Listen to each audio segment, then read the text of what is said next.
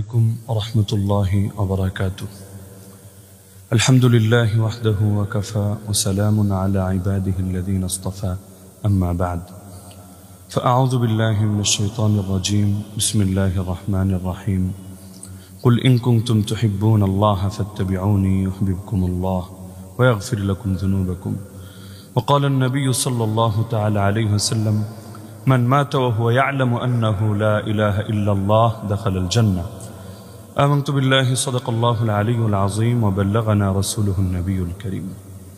প্রিয় দর্শকবৃন্দ, আজ আমরা লাইভে আলোচনা করব ইনশাআল্লাহ আকীদার দর্পণে শেখ আব্দুর রাজ্জাক বিন ইউসুফ এবং শেখ মুজাফফর বিন মহসিন সম্পর্কে।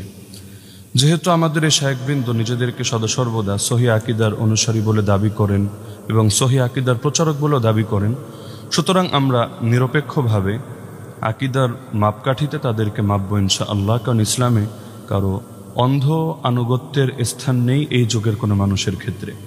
তো সুতরাং আমরা তাদের দাবিকে বাস্তবতার আলোকে মাপব, যাতে করে হক স্পষ্ট হয় এবং সত্যান্বেষীরা সত্য পথের দিশা পায়।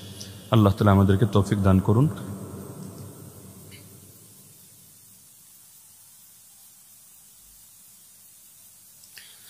একটা বিষয় আমরা খুব ভালো করে মনে রাখব যে ভুল ভিন্ন জিনিস আর ভ্রান্তি বা গোমরাহি ভিন্ন জিনিস।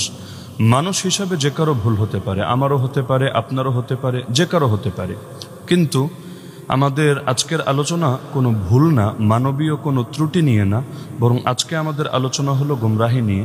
এবং গোমরাহির ব্যাপারে সতর্ক করা, এটা আল্লাহ রসুল সাল্লাল্লাহু আলাইহি ওয়াসাল্লামের বৈশিষ্ট্য, সাহাবায়ে কেরাম, তাবেঈন, তাবেঈনের বৈশিষ্ট্য, আমাদের ইমাম আকাবির এবং আসলাফের আদর্শ। সুতরাং এক্ষেত্রে আমরা কাউকে ছাড় দেওয়া জায়েজই মনে করি না, নিজ ঘরানার হোক আর ভিন্ন ঘরানার হোক। আমরা প্রত্যেকের গোমরাহির ব্যাপারেই প্রতিবাদ করাকে নিজেদের নৈতিক এবং ফরজ দায়িত্ব মনে করি। তো আজকে আমরা যে বিষয়গুলো নিয়ে আলোচনা করব, যেহেতু আজকের এই লাইভেই সব বিষয় টানা সম্ভব না, তো আজকে আমরা মৌলিক কয়েকটা ভ্রান্তি নিয়ে আলোচনা করব ইনশাআল্লাহ। প্রথমেই আসি শেখ আব্দুর রাজ্জাক বিন ইউসুফ সম্পর্কে। শেখ আব্দুর রাজ্জাক বিন ইউসুফের একটা বই আছে, কে বড় লাভবান, পৃষ্ঠা সংখ্যা 193, দ্বিতীয় সংস্করণ 2011 খ্রিস্টাব্দ, মুদ্রিত মূল্য লেখা আছে 50 টাকা। তো এই বইটা একাধিকবার সংস্করণ হয়েছে, মুদ্রণ তো অনেকবার হয়েছে, কিন্তু বড় অদ্ভুত ব্যাপার হলো এই বইয়ের মধ্যে এমন কিছু গোমরাহির আকীদা উল্লেখ আছে, এটা যদি কেউ পোষণ করে, সহিহ আকীদার অনুসারী হওয়া তো দূরের কথা, সে তো আহলে সুন্নাত ওয়াল জামাত থেকে সম্পূর্ণ বিতাড়িত এবং খারেজ হয়ে যাবে এবং তার নাম জাহান্নামীদের লিস্টে উঠে যাওয়ার সমূহ আশঙ্কা রয়েছে। মজার একটা বিষয় হলো, এই যে কে বড় লাভবান বইটা, আপনারা যদি বইটা সংগ্রহ করেন, আমার কাছে 2011 সালের যে দ্বিতীয় সংস্করণ সেটা আছে। প্রচ্ছদের মধ্যে লেখা আছে, বাংলায় তো লেখা কে বড় লাভবান, আরবিতে লেখা মান হুয়াল ফাউজুল আযীম। আমি আরবিটা দেখে পুরো যেন আসমান থেকে পড়লাম। আমাদের মাদ্রাসাগুলোর প্রথম জামাতের ছাত্ররা এটা দেখলেও তো হাসতে হাসতে লুটোপুটি খাওয়ার অবস্থা হবে। মান হুয়াল ফাউজুল আযীম মানে কে হলো মহা সফলতা। তো সফলতা আর সফল, লাভ আর লাভবান দুটো কি এক জিনিস? তো মান হুয়াল ফাউজুল আযীম এই রকম এত বড় ভুল বইয়ের কাভারে থাকে, আর সেই বই বারবার বারবার মুদ্রণ হয়, সংস্করণ হয়, আর পুরো গোষ্ঠীর কারো নজরে পড়ে না। বিষয়টা তো আসলে অদ্ভুত একটা ব্যাপার। শুনেছি তার ছেলেরাও নাকি বড় বড় আলেম, তাদেরও কি বিষয়টা নজরে আসে না?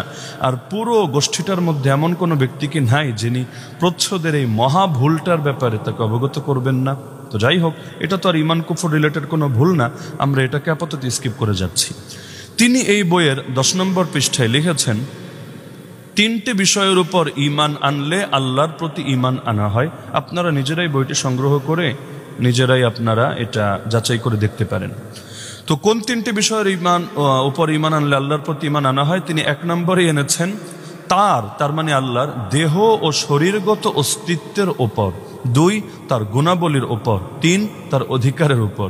আচ্ছা, এখানে তো তিনি স্পষ্টভাবে লিখেছেন, আমরা তো এখানে ভুলভাল ব্যাখ্যা করে তার নামে চালাচ্ছি, বিষয়টা এমন না। নিজে তিনি লিখছেন স্পষ্টভাবে যে আল্লাহর প্রতি ঈমান আনার 1 নম্বর অর্থই হলো আল্লাহর দেহ ও শরীরগত অস্তিত্বের উপর বিশ্বাস স্থাপন করা। নাউযুবিল্লাহি মিন যালিক। আমরা তাদেরকে দেহবাদী আকীদার প্রচারক বললে অনেকের লেজে আগুন ধরে যায়, অনেকে খুব কষ্ট পান। আচ্ছা, এটা যদি দেহবাদ না হয়, পৃথিবীতে দেহবাদ শব্দটাই তো ভুয়া। এমনকি খাঁটি দেহবাদী বা মুজাসসিমা যারা, যাদেরকে অনেক ইমাম কাফের পর্যন্ত বলেছেন, সেই দেহবাদীরাও তো ভদ্রতার খাতিরে এতটুকু বলেন আল্লাহর দেহ রয়েছে, তবে আমাদের দেহের মতো নয়। লিল্লাহি জিসমুন লা কাজসামিনা, নাউযুবিল্লাহ। পাগলরা ভাবে যে আল্লাহর থেকে সাদৃশ্য নাকচ করলেই মনে হয় আর কোনো সমস্যা থাকে না, অথচ দেহবাদ ভিন্ন জিনিস, সাদৃশ্যবাদ ভিন্ন জিনিস। সাদৃশ্য নয়তো নাকচ করলো, দেহ তো শুরুতে সাব্যস্ত করলো।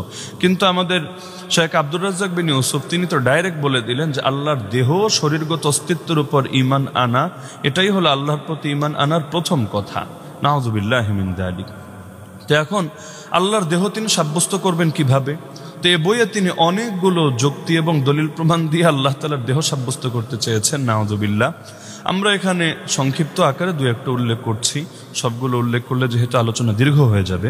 তিনি একটা পয়েন্ট এনেছেন তার বইয়ে, তোমরা যেদিকে তোমাদের মুখমণ্ডল ফেরাবে সেদিকেই আল্লাহর মুখ রয়েছে। অত্র আয়াত হাদিস দ্বারা প্রমাণিত হয় যে আল্লাহর মুখমণ্ডল রয়েছে। আচ্ছা, এর দ্বারা তিনি বোঝাতে চেয়েছেন যে আল্লাহ তাআলার দেহ শরীর রয়েছে, নাউযুবিল্লাহি মিন যালিক। এখানে বিষয়টা আসলে বড় চিন্তার বিষয়। হ্যাঁ, ভাষাগত আলোচনায় আমরা নাই গেলাম যে অত্র আয়াত হাদিস দ্বারা প্রমাণিত হয়। অত্র মানে কি? তিনি তো অত্র শব্দের অর্থই জানেন না। অত্র মানে হলো এখানে, আর এটা ভিন্ন জিনিস। এই আর অত্র এই শব্দ দুটো সমার্থক না। এই আয়াত হাদিস দ্বারা প্রমাণিত যদি বলতেন, কথাটা ব্যাকরণগত দৃষ্টিকোণ থেকে সঠিক ছিল।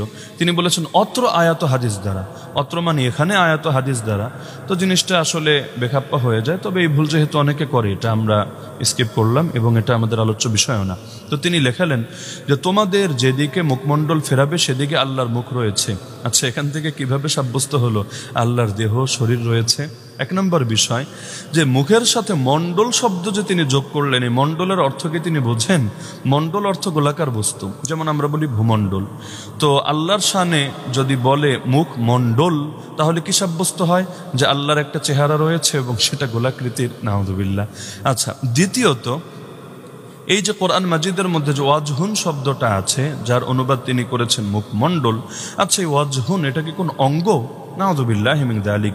আহলে সুন্নাত ওয়াল জামাতের কোনো ইমাম ভুলেও তো কথা বলেন নাই।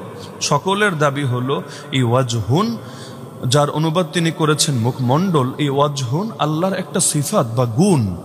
তো আল্লাহর গুণ সাব্যস্ত করার দ্বারা আল্লাহর দেহ বা শরীর কিভাবে সাব্যস্ত হচ্ছে? তার মানে তিনি এটাকে গুণ না ধরে তিনি অঙ্গ ধরে ফেলেছেন, নাউযুবিল্লাহি মিন যালিক। আচ্ছা, আয়াতের বাহ্যিক অর্থ দ্বারা তিনি যে প্রমাণ করলেন যে যেদিকে মুখ ফিরাবা সেদিকে আল্লাহর মুখমণ্ডল রয়েছে, এর মানে আল্লাহর দেহ শরীর রয়েছে, এই যে কিয়াস করলেন। আচ্ছা, এই কিয়াস দিয়ে কেউ যদি এখন যুক্তি দেয় যে তাহলে এর দ্বারা তো এটাও বুঝে আসছে যে যেদিকে মুখ ফিরাবা সেদিকে আল্লাহর মুখমণ্ডল রয়েছে, মানে আল্লাহ সর্বত্র বিরাজমান, তাহলে কোন যুক্তিতে তিনি তাদের ভুল ধরবেন? হ্যাঁ, আমরা এখানে একটা বিষয় স্পষ্ট করে দিচ্ছি, আল্লাহ সর্বত্র বিরাজমান এই আকীদার কথা আমি